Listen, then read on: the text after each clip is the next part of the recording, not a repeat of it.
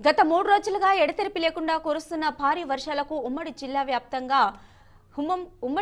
ఖమ్మం జిల్లా వ్యాప్తంగా జలాశయాలు నిండుకుండలా తలపిస్తున్నాయి. భారీ వర్షాలకు లోతట్టు ప్రాంతాలు జలమయమయ్యాయి.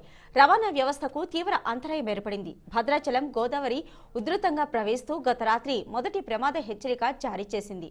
ఈ రోజు 7 గంటల సమయంలో రెండవ ప్రమాద హెచ్చరిక జారీ చేశారు. జలమయమయ్యాయి. అదేవిధంగా రవాణా వ్యవస్థ కూడా అస్తవ్యస్తమైంది. ఇప్పటికే మంత్రి పువ్వాడ అజయ్ కుమార్ అధికారులతో కూడా సమీక్షా సమావేశం నిర్వహించారు.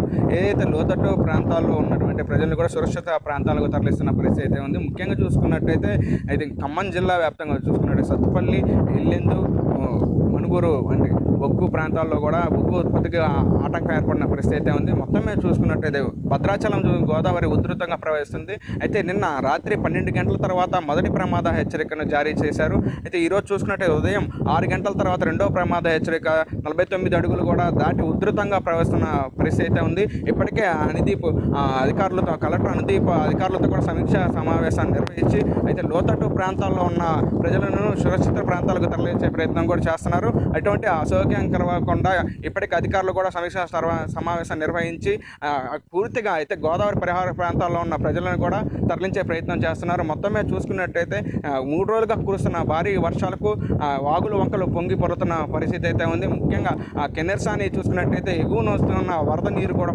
ఆ డ్యామ్కి పోటెట్టడంతో అన్ని గేట్లు ఎత్తివేసి దిగువకు నీరు విడుదల చేస్తున్న పరిస్థితి అయితే ఉంది. అయితే సత్తుపల్లి బొగ్గు ఉత్పత్తికి కూడా ఆటంకం ఏర్పడిన పరిస్థితి ఉంది. బేతుపల్లి ఈ లంకా సాగర్ చెరువు కూడా జలకళ సంతరించుకుంది. ఎగునున్న వరద నీరుతోటి జలకళ సంతరించుకున్న పరిస్థితి అయితే ఉంది. ముఖ్యంగా ఈ భద్రాద్రి కొత్తగూడెం జిల్లా చూసుకున్నట్టయితే ఇల్లెందు, కొత్తగూడెం, మణుగూరు బొగ్గు ఉత్పత్తికి కూడా ఆటంకం ఏర్పడిన పరిస్థితి అయితే ఉంది. అయితే అక్కడ ఏదైతే 3 రోజులుగా కురుస్తున్న భారీ వర్షాలకు వాగుల వంకలు పొంగి పొర్లుతుండటంతో అక్కడ ఏదైతే సమీప గ్రామాల్లో కూడా రవాణా వ్యవస్థ ఆటంకం ఏర్పడిన పరిస్థితి అయితే ఉంది. ముఖ్యంగా గోదావరి నది ప్రవాహం ఈరోజు ఉధృతంగా ప్రవహిస్తుండటంతో అయితే 3వ ప్రమాద హెచ్చరిక కూడా జారీ చేసే అవకాశాలు ఉన్నాయి. అయితే ఇప్పటికే 49 అడుగుల ఉధృతి మధ్య గోదావరి ప్రవహిస్తున్న పరిస్థితి ఉంది. కెమెరామెన్ బాబుతో అయ్యప్ప 6 టీవీ, ఉమ్మడి ఖమ్మం జిల్లా.